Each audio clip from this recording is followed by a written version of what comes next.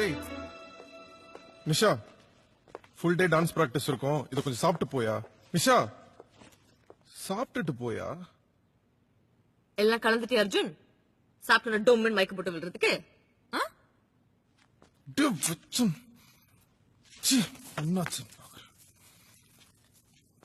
எல்லாத்தையும் மறந்துட்டு நிம்மதியா சந்தோஷமா இருக்கலாம்னா ஏன் விடவே மாட்டேங்கிற? நான் டான்ஸ் ஆடுறதுல உனக்கு என்ன அர்ஜுன் பிரச்சனை? டான்ஸ் ஆடு, டான்ஸ் ஆடியாது. டான்ஸ் ஆடணும்னா தனியா போய் ஆடு, இல்ல ரெண்டு பேரும் சேர்ந்து ஆடலாம். அதை விட்டு எவனோ ஒருத்தன் வரான், இங்க கைய விடுறான் அங்க கைய விடுறான், இப்படி தடவறான் அப்படி போட்டு அமுக்குறான். பார்த்து கை தட்டி ரசிக்கிறதுக்கு நான் என்ன ஆடியன்ஸா? புருஷன்டி நானு.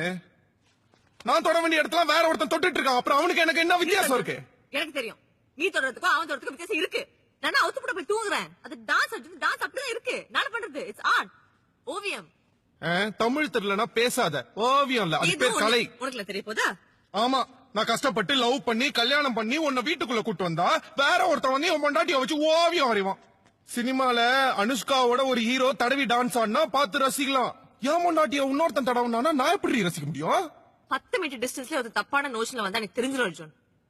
தமிழ் பேச தெரியாதுதான், ஆனா தமிழ் பொண்ணுதான் அர்ஜுன். நீ நம்பணும் அர்ஜுன். ஓ நிஷா நல்லவன் நீ நம்பணும். நான் உன நம்பல.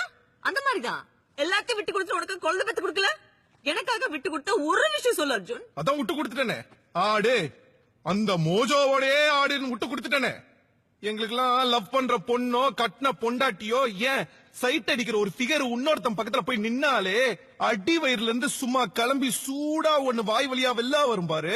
அதோட வலி உங்களுக்கு என்னைக்குமே புரியாது, எங்களுக்கு மட்டும்தான் தெரியும். போ, போன் அடிக்குது எங்கயோ. அந்த பீடையாதான் இருக்கும், எடுத்துன்னு போ. போய் நீயும் அந்த ஐட்டே முக்கல்ல நல்லா கட்டி பிடிச்சி டான்ஸ் ஆடுங்க. ஆனா நிஷா, எனக்கு ஒண்ணு தோணுது இல்ல, அது கண்டிப்பா உனக்கு தோணும் நிஷா. உனக்கு கண்டிப்பா தோணும். அப்ப என் வலி என்னன்னு உனக்கு புரியும்.